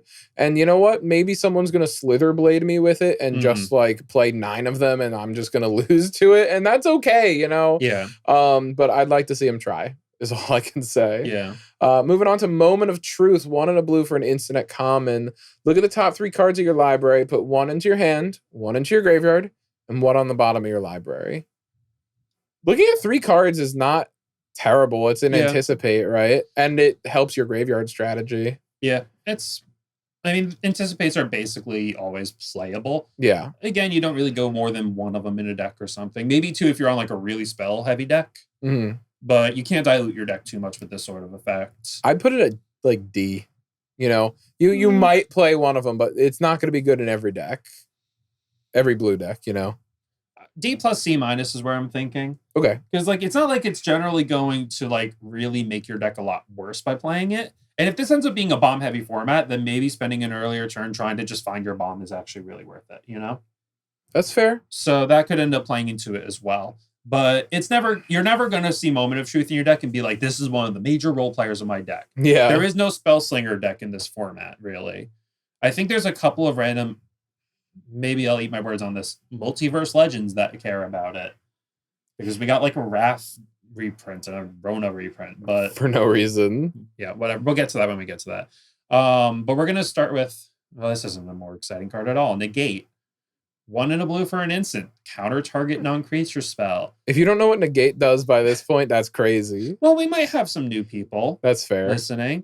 You better bet that to a lot of the like much newer players here, I'm going to tell them, hey, you listen to me talk for 3 or 4 hours. It's a sideboard card. It's another sideboard card. Maybe because battles are a thing in this format, it ends up being a little bit better than normal. But even then, decks in Limited are usually going to have around, 17-ish creatures and 23-ish lands. You just don't have a lot of targets for negates. It's not worth leaving up the mana for it. It's sideboardy. You said 17 creatures and 23 lands. That's a crazy rate. Ignore me. No, yeah. I might have goofed the numbers on that a little bit, but take the essence of what I was trying to teach you and just pretend that math doesn't matter. Yeah, there's not going to be a ton of influential non-creature spells that you're going to want to be holding up 2 mana for. So Negate is a sideboard card. If your opponent plays something absolutely ballistic against you that needs to be countered, and it's a non-creature spell, you could bring 1 in. Yeah. But I would never main deck this card. Yeah. Moving on to Oracle of Tragedy. It's 1 and a blue for a human wizard at uncommon. It's a 1/3, and when it enters the battlefield or dies, choose one. Draw a card, then discard a card. Shuffle up to 4 target cards with mana value 3 or greater from your graveyard into your library. So they don't want you doing devious cover-up loops with this thing. Right. Like, you don't get to play a bunch of these and then, like, every time they die, be like, I'm putting it back and I'm never, ever going to mill out. Because devious cover-up was a thing that did that in previous limited formats. And while it wasn't necessarily good, it certainly wasn't, like, what I think WotC really wants you to be doing in modern day limited. Definitely not. That being said, I like this card a lot. I think this is really sweet. Yeah. Yeah, I think I'm in to play 1 or 2 of them for sure. Like, it's going to be hard to get a full card of value out of a 1/3 for 2, generally, right? Like, it's hard to trade with that in a lot of cases. But the filtering's not nothing. And maybe occasionally you get to shuffle some things into your library, but that's not really what I would even play this for. I'm looking at this and I'm pretending that 99% of the time it's a 1/3 that will loot twice in its life. Yeah, and what is that worth to you? A C? C minus? C minus, I think. Okay. We're not really high on blue so far, huh? No, not yet. At least not on the early stuff. I get the transform card now. It's me. So Order of the Mirror. Go ahead, buddy. Order of the Mirror is 1 and a blue for a 2/1 human knight. It has 3 and a Phyrexian white mana. Transform it into Order of the Alabaster Host, a 3/3 Phyrexian knight. When it becomes blocked by a creature, that creature gets -1/-1 until end of turn. It has flanking, basically. Look at that. I could not have told you that in 100 years, man. That's awesome. You don't see effects like that too much anymore because, they don't really print flanking anymore. You usually see that more in red creatures, like whenever they block, they get dealt 1 damage. Yeah, for sure. I don't hate this card at all. It's a pretty reasonable 2-drop knight. And then on turn 3, if you have nothing else to play, which hopefully you have something else to play. Yeah, I would hope so. But if you don't, you have a 3/3 knight on the board that is pretty tough to block. Yeah, for sure. I think I'm okay playing a couple copies of this. Like, this actually, I would call this a C. I think I would call this a C too. I'm not super excited by it. A Goblin Piker is never really where I want to be, but it's a Goblin Piker with enough upside and a relevant creature type. So we'll give it a shot. Absolutely. Let's move on now to Saiba Cryptomancer. 1 and a blue for a Moonfolk Ninja at common. It's an 0/1 with flash, backup 1, and hexproof. Here's your dive down that you were looking for. Yeah, this is almost not a creature in a lot of ways. It's going to come in, give something a 1/1 counter, which will stick around, and it'll give it hexproof. And that's totally fine. You will play one of these in a lot of decks. I really want to try to live the dream where I play this, and because it just has hexproof forever, which they never do on commons anymore, I want to load a bunch of ores and equipment on this and just make something that's really mean. But that's probably not a realistic goal. I don't think so. I'll probably try it anyway and I'll lose with it. But I would call it like a C minus, C maybe. I mean, it leaves behind some relevant it leaves behind the 1/1 counter. It leaves behind the 0/1 chump blocker. That might be enough. Yeah, I think I would go with like a D plus maybe. Yeah. I'm probably maybe casting a spell once in the format. I don't know. Yeah. Ooh, I'm 2 for 2 on transform cards. Skyclave Aerialist, 1 and a blue for a 2/1 Merfolk Scout with flying and 4 and a green Phyrexian. Transform it into Skyclave Invader, a 2/4 flying Phyrexian Merfolk Scout with whenever this creature transforms into Skyclave Invader, look at the top card of your library. If it's a land card, you may put it on the battlefield. If you don't, put that card. If you don't put that card into the battlefield, put it into your hand. So you look at the top card. If it's a land, you put it down. Otherwise, you put it into your hand. I think this card's really good, actually. I do too. A 2/1 flyer for 2 is usually good. There were a lot of past limited formats where you had like Welkin turns, especially. Mm-hmm. Like 2/1s with flying that could only block other flyers or something dumb like that. And a lot of times those kind of cards in modern day limited are still pretty decent, right? Now, this doesn't really play with, like, let's say the blue-white Knights deck, right? It doesn't really have the relevant creature type, which is a little bit weird for a card that probably wants to be as aggressive as that. But, like, This card seems pretty sweet, regardless. I think you'll play it in most blue decks. I'm gonna say C plus on this one. I think I might see B minus even, honestly. It's been a while since we've had a B minus. B minus is pretty high. It is. I like C plus on this one. I like that it's drawn you a card and it stays flying. Yeah. The butt gets bigger. Mm-hmm. I'll go C plus on it. Okay. I can live with that. Moving on, Stasis Field is our next card. 1 and a blue for an enchantment aura at common enchant creature. That creature becomes an 0/2 with defender and no other abilities. This shuts off the bombs. Yeah, this seems like a better version of that other one that we just saw. Yeah. But the downside that this doesn't have flash. So you don't get to just like take something out immediately. That said, this is still not the kind of effect that you really want a lot of in limited. It's not particularly good blue removal. It only works if you're really not trying to do things on the ground. You don't want your opponent to get free chump blockers out of your removal. Yeah, so like Knights probably doesn't want to play this too much. But some of the other more controlling decks, the blue-black deck probably wants a copy of this at least. So I'm gonna call it like a D plus. I can live with that. Probably. What do we got next? Zhalfirin Shapecraft is 1 and a blue for an instant. Target creature has base power and toughness 4/3 until end of turn. Draw a card. I don't like these kind of effects. I don't like these kind of effects when they don't draw cards, but I feel like I don't remember the name of the card, but we had an effect like this that drew you a card as well, and that was actually like kind of an overperformer in its format. Yeah, I mean, I guess this like can deal some meaningful damage, and it replaces itself, and it fills your graveyard a little bit. I don't know if that's enough for me to want to play this type of thing. Like, so how much setup do you have to do to get a 2-for-1 out of this? Like, you have some dinky little card that can't really block their thing, and they swing into it, and then you cast this Ether Blocker and draw a card. Again, that requires that they don't have removal up when you try to do this, and you don't get 2-for-1 yourself. But I feel like it's easy enough at this low mana cost to kind of play with it responsibly. Yeah, something to keep in mind, by the way, if you play this on a creature and your opponent removes that creature in response, you don't get to draw a card. Right, because you have to be really careful with the timing. Yeah, because that's your nightmare scenario. You played a card that's not that good, and you didn't get to do anything with it, and your creature's dead. Yeah, it's pretty rough. This is like a D- to me, honestly. I can't see this card being playable. Personally, I'm gonna go C-, Nick. You're crazy, man. I'm looking forward to losing to you with it. So that's just usually how these things go.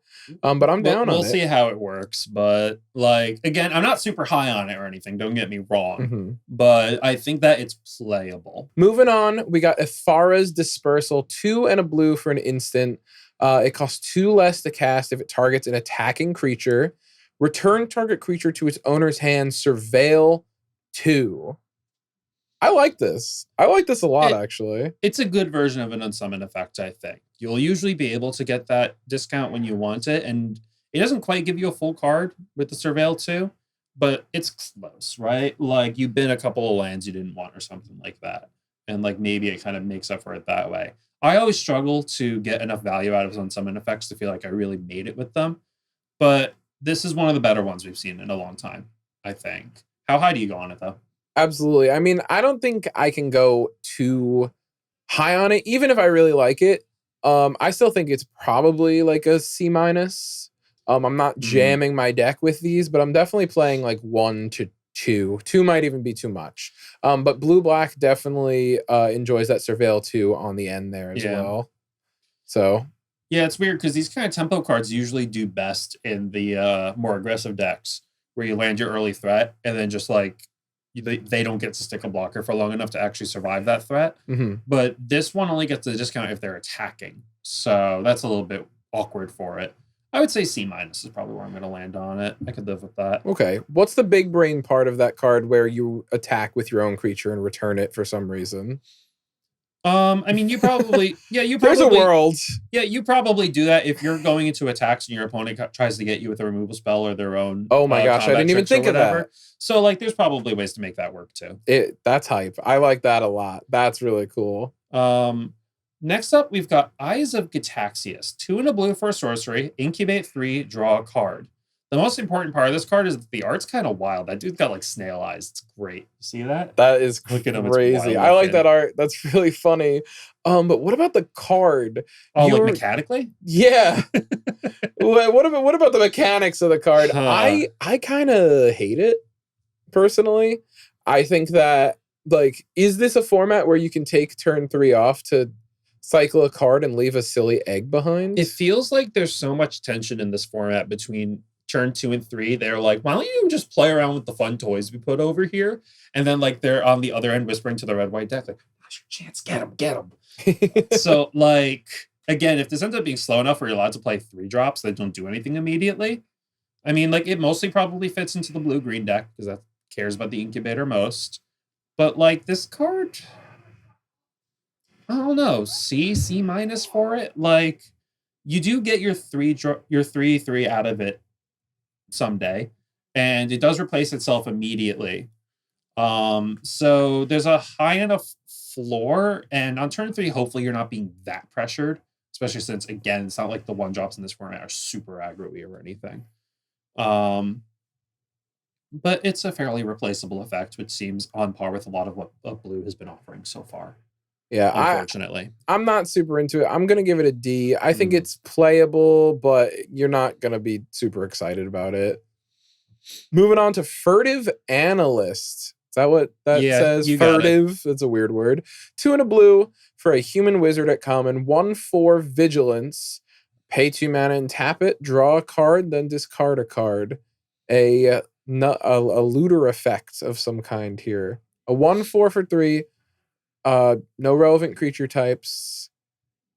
Kind of hard to judge. But this card says, I want you to block, and then you'll get some extra value. Yeah, a lot of these looters that we've had recently that require mana to be used for them have kind of underperformed, honestly. Because it's just hard to keep that mana up and then get like real value out of using it for this ability. Even like we had Urza in Brothers War, like a legendary version of this effect with extra upside. And like by the end of the format, I never wanted to put Urza into decks. I felt like it was absolutely a trap. This format, I'm hoping is slow enough where this thing is a lot better looking than that. But I don't have particular high hopes for it. No, me neither. I'd call it like a D+. It still says draw a card on it. Yeah, D+ is probably where I'm landing. It still affects the board when it enters. So I think D+ is okay. You ready for a good blue card? I'm really excited. We need one. Preening Champion is 2 and a blue for a 2/2 bird knight with flying. When it enters the battlefield, create a 1/1 blue-red elemental token. These types of sweet. Yeah, these are always good. Pretty much. Just like, I'm a reasonably sized creature. This is another Windrake, by the way. Yep, another I'm a reasonably sized creature that brings more power toughness to the board. So this, I think, wants to fit in 2 specific decks. The blue-red deck cares about Convoke, and so it cares about having multiple bodies. The blue-white deck cares about knights, and it's a knight. And it flies as well. And it flies. So, like, I think this is one of your higher tier blue commons in the set for sure. C+ is where I currently want to put it. Me too. Like, I really like it. Anytime you make a Windrake with upside, I'm happy. And lucky you get to do another Windrake with upside. Go right ahead, Nick. Yes. All right. Moving on to Xerex Strobe Knight. What a name, dude. 2 and a blue for a human knight at uncommon. This is a 2/2 flying vigilance. Already some upside on this Windrake. Has an ability tap. Create a 2/2 white and blue knight creature token with vigilance. Activate only if you've cast 2 or more spells this turn. That's not going to be a super difficult thing to do in your Knights deck. Yeah. This is sweet. Convoke. Even Convoke. Yeah. This is sweet. I like this card a lot. I like this card a lot too. I think this card is probably one of the better uncommons for blue so far. I want to call it, honestly, I think this is a little like too much. I'm going to call it a B. B- is where I'm going to end at with it.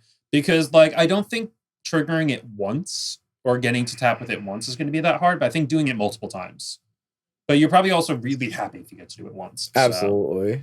Okay. I don't envy you. Go ahead. Tilt your head. Invasion of Kamigawa is 3 and a blue for a siege that comes with 4 defense counters. Oh, gosh. This one. Ugh. That's some tiny text. Okay, I got it. When it enters the battlefield, tap target artifact or creature an opponent controls. and put a stun counter on it. Ooh. It transforms when you hit it enough into Rooftop Saboteurs, a 2/3 Moonfolk Ninja with flying, and when it deals combat damage to a player or battle, draw a card. I think I like it. I think. It's a lot for the front effect. How many counters did it have? 4? It's 4 defense counters. Okay. Yeah. It taps something down with a stun counter, so it keeps it locked down for a little bit. Yeah. And then it flips in 2/3 flying, deals combat damage to a player or battle, draw a card.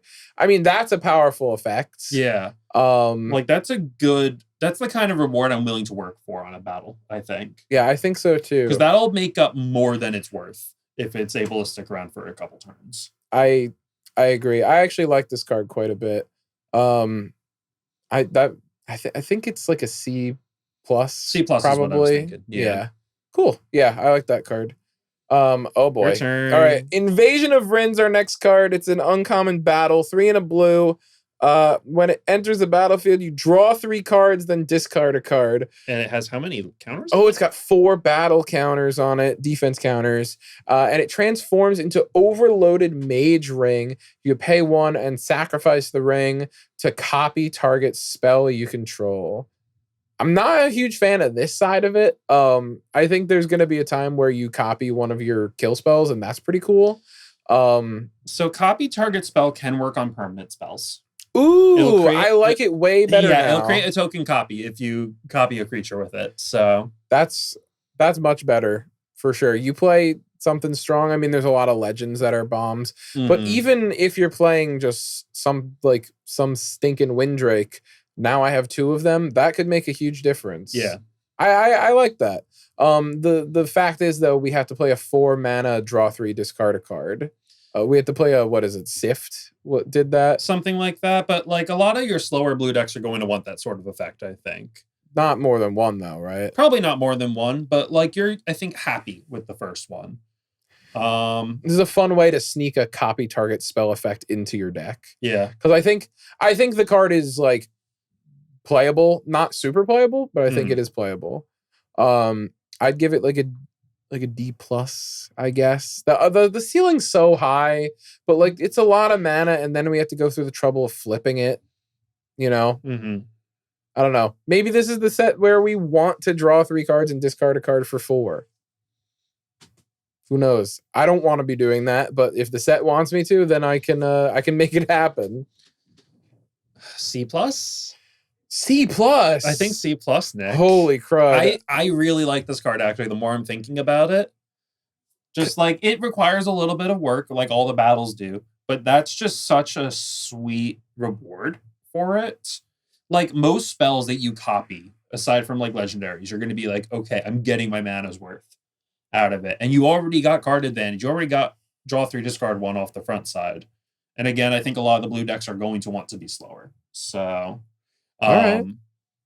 I'm willing to play with it. I think that it'll probably do more than it looks like it will. I'm going to go D+. Okay. But if you don't play that, maybe you'll play this different 4 mana spell that draws you cards. Meeting of Minds is 3 and a blue for an instant with Convoke. Draw 2 cards. I will play this card. This card's awesome. And, you know, you tap 1 creature, it's a divination. You tap 2, it's a charter course. You tap 3, I don't know what does that. But I like this effect a lot. And it's an instant as well. So you can hold up the mana, or you can hold back your blockers. Or, I like it. I think this is good. Yeah. It's hard to not have this be playable. This has a higher floor than the card we just looked at. Definitely. Because it's just easier to get value out of this at a time where it's not going to hurt you, right? Like, you don't put your shields down for this. You do this on someone's end step. Right. And that's worth a lot, I think, especially for a blue draw spell. But the ceiling is also less high. That said, I think you're willing to play it safe with these kind of spells as well. C is what I'm thinking. Yeah. I think C is totally where a draw spell like that is. It's a good, it's a fine to good rate with Convoke. And even if you're playing it for the full 4, the fact that you could do it at instant speed makes it totally fine. Yeah. Moving on to Oculus Whelp. One of my favorite arts in the set, as I was looking through, by the way. I think it's awesome. That's very cool. 3 and a blue for Phyrexian Dragon at common for a 3/2. with flying. And as long as you control a transformed permanent, Oculus Whelp has when the Oculus Whelp dies, draw a card. Yeah. Seems sure. fine. I mean, we had what was it? The Lookout a while ago. It was a very similar effect to this. Dude, I remember the days of playing 3/1 flyers for 4 with no other attacks and no relevant creature types. And they were good, dang it. Good is a strong word for them, but God, and they were playable, dang it. You needed a couple of them in Ixalan. So. Yeah. Oh, you're so right. No, I think this card's pretty dang decent. You know, I'm not excited about a 2 toughness creature for 4 mana. Yeah. But the fact of the matter is, in quite a few decks in this format, even if they pick it off right away, it'll probably replace itself. Mm-hmm. So I don't hate it. I think that I'd give it a C. Yeah, C is about what I think. Okay. Protocol Knight is 3 and a blue for a 3/4 human knight. When it enters the battlefield, tap target creature an opponent controls. Put a stun counter on that creature if you control another knight. Yes. Love that. Yes. Yes. C+. This is, I think C+ is a great place to put this. Mm. You're going to have another knight on the board. If you don't, just shuffle up and play again. Start the game over. You're definitely going to have another knight on board. Yeah. I like that it taps it even if you don't have another knight on board. That's just a good like swing of momentum in your favor. But you get to put a stun counter if there's another knight. I really like stun counters. I think they're a great addition to the game. You think of any like Berg Strider type card, right? From Kaldheim. Yeah. That was a 5 mana 4/4 where if you control another snow permanent, it froze something like this. Mm-hmm. And when you have cards that are reasonably well statted at these higher stat lines that also freeze creatures when they come in, they could be a real problem. And if your opponent has multiple of these, you might just be done. Absolutely. Like your entire board just starts getting tapped and not coming back, and like it's rough. So I'm really excited to play with that card. I'm hoping to play blue-white a bunch, and I'm hoping to play a bunch of those. Yeah, and it's only common too, so we'll see a lot of them. C+. Moving on to Temporal Cleansing, 3 and a blue sorcery. This one's got Convoke at common. The owner of target non-land permanent puts it into their library second from the top or on the bottom. So here's a question that I have. Mm-hmm.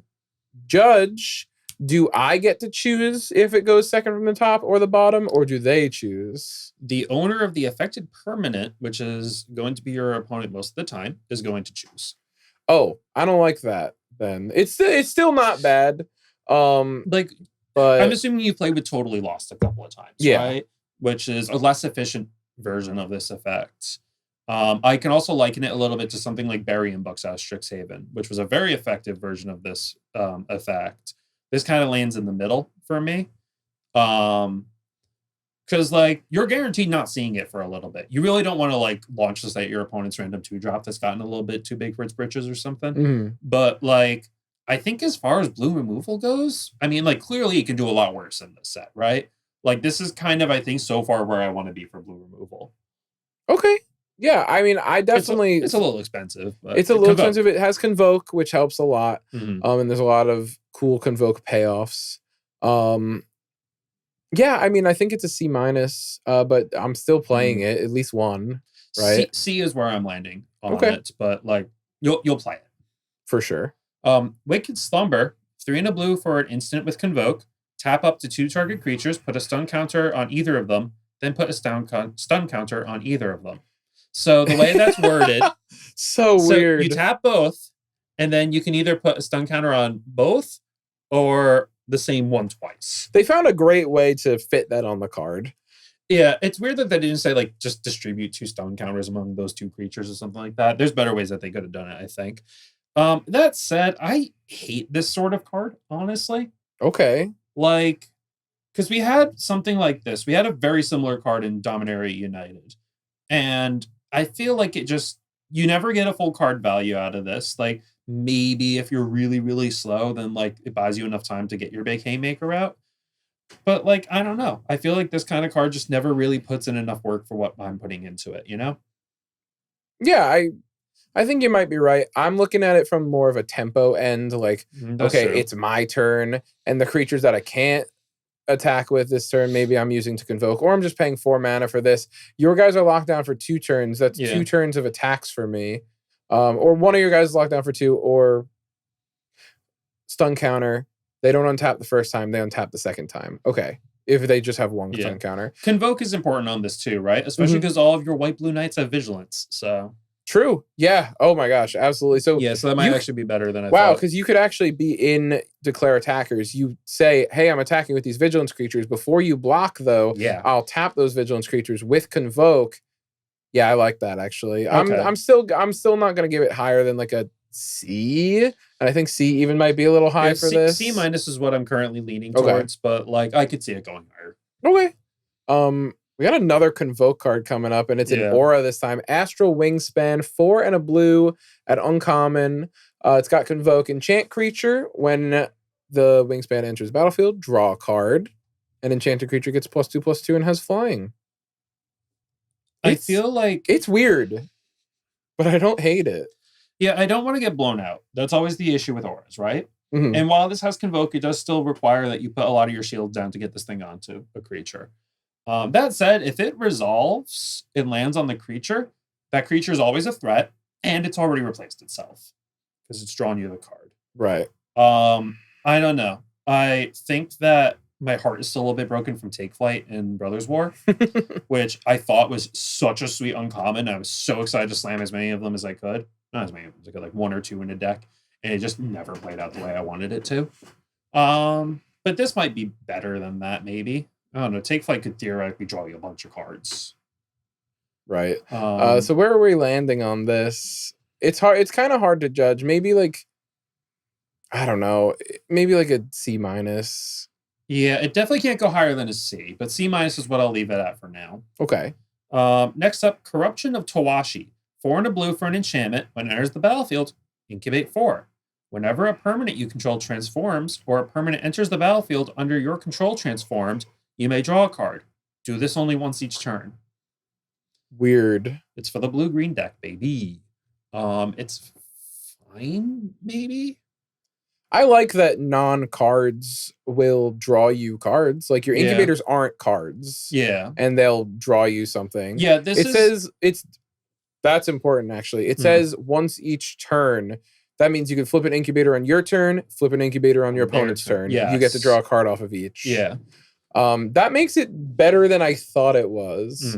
That being said, it's one of those, yet again, at a pretty important turn in the game, a do nothing type of thing. Because you cannot, on turn 4, you can't play this and transform something. Yeah. It's just not going to happen. I think if you put your shields up enough, like this gives you enough time where maybe the first couple of turns you have been dealing with threats and putting up blockers and stuff. And like this does leave behind the 4/4 still that you get to incubate with, and it will replace itself once you flip that 4/4 over. So this is another card that I think is probably better than it looks, if I had to take a guess, but still has its specific home, right? Like blue-white knights can't play this. No, so maybe it's a build around then. Yeah, but build around like C+, I think, because I think that when you're in the right deck for this, it's going to draw you a ton of cards. Yeah, I think honestly build around B- even. Ooh. It seems high, but like I can easily envision a world where I didn't apply a ton of pressure immediately. My opponent plays this, and then like just suddenly the engines are rolling, you know? They're drawing cards every turn and just like really keeping the value throwing and putting down these decently sized creatures on top of that. And especially in blue-green, you're going to have a lot more of that. So I think build around B- is where I'm landing with Corruption of Tawashi. I'm in. And if you're not at the number of cards you need to make it work, then it's probably more like a D. Yeah. All right, moving on. We've got Halo Charge Scab. It's 4 and a blue for a zombie at common for 4/4. When it enters the battlefield, each player mills 2 cards. Then you may put an instant, sorcery, or battle from your graveyard on top of your library. 4/4 for 5 in blue is kind of big. Blue doesn't usually get creatures that big. That being said, I don't like this card that too much. Yeah. I think that just putting stuff on top of your library is not something I'm usually a huge fan of. Same. Yeah, this doesn't feel like it does enough for what I'm putting into it. I really want to get that card into hand. Right. If anything else, which granted a 4/4 for 5 that did that would probably be too much for common. But like this it hits a little lower. Like, I don't know. highest I can see this is C minus. D plus feels more correct in my heart. Yeah, I kind of think I'm with you. It's kind of like a delayed, what was it, Archaeomancer? Yeah. Did that. Mm. Something like that. So I'm not super, I mean, I guess you weren't usually playing the spell the same turn as the Archaeomancer came down. That's not true. But this one says you can't at all. Yeah. So I think but even then, like Archaeomancer putting it in your hand's important because it means it's not eating a draw. Right? Like you can go grab a removal spell and then still have another relevant card off the top of your deck next turn. Right. So okay. So I'm not huge on it. Artistic Refusal, 4 blue for an instant at uncommon. Convoke, choose one or both. Counter target spell, and or draw 2 cards, then discard a card. That's weird. That's a lot of mana for this kind of thing. Yeah, but it's Convoke. It is Convoke. Ah, man. I think that almost every blue deck might play this card. Yeah, like the thing about spells is your opponent has to play them, right? Yeah, but for lack of a better term, like so even later on in the game, it's not like those early counter spells we were talking about where they might not have targets the later you go. This will always have something to hit at some point. And if your opponent really is just like not drawing spells or whatever, they're probably not winning. So you're probably okay just doing the draw 2 discard a card. And again, Convoke's not nothing on this. I don't expect this to be like a major uncommon or anything. No, me neither. But I like it. I'll probably try it. I'm playing this card for sure. I want to try this. C? C feels like a lot, but Convoke could make this thing really volatile. Yeah. So I'll do a C minus with you, but I do like it. I do think it's worth noting that in this set, it seems like they put some actual effort into making sure that there were cards that made multiple bodies. Like you played Guilds of Ravnica. Yes. They brought Convoke back and they just didn't make token producers like at all. There was like one of them in white. True. So Convoke didn't get you as big a discount. This time it seems like you can get reasonable discounts out of it. Right. All right. Moving on. We've got Thunderhead Squadron, 5 and a blue, Human Knight at common. It's a 3/4 with Convoke and flying. This is your top end for Convoke. This is sweet. I really like this type of thing. Yeah, you only need one. We were talking about the 3/4 flyer for 5 before, right? You need one creature to Convoke to get to that point. And realistically speaking, it's going to be easy to have more than that, plus a relevant creature type. That said, I still don't think that you're going to like super highly value this. No. Like it's still your top end. Top end is easier to get than your earlier stuff. It's probably just a C, maybe a C minus, but C is what I'm leaning towards right now. I'm in for C as well. I think that this could be one of those tough things. You've got like 6 creatures on board and 6 mana. You just say, okay, I'll play 2 Thunderhead Squadrons past turn. And then what do they do? That's a lot of presence. What's our next card? Last up in blue, Tidal Terror, 4 blue for a 5/6 octopus. When it attacks, you may tap 2 other untapped creatures you control. If you do, it can't be blocked this turn. And it has island cycling for 2. This is so strange. It can close out the game, or you could toss them away early to grab some islands. Yeah, I think it's, again, the kind of card you're going to want in a lot of your blue decks because it will help smooth out your draws earlier by getting you the island if you need it. And if you don't, then it gives you a reasonable finisher. It doesn't really spell it out, but it's kind of playing in the same space Convoke plays in, right? You're tapping your creatures to get an effect instead of a spell out of it. And like, if Tidal Terror can't be blocked, it will kill your opponent. Yeah, that's a 4-turn clock minimum. Yeah, easily. So, like, I don't know. I'm going to play this a C. Yeah, I think a C is really reasonable for this as well. The island cycling feels like a nice little cherry on top for that. I could see this being higher picked than a C, but I like it.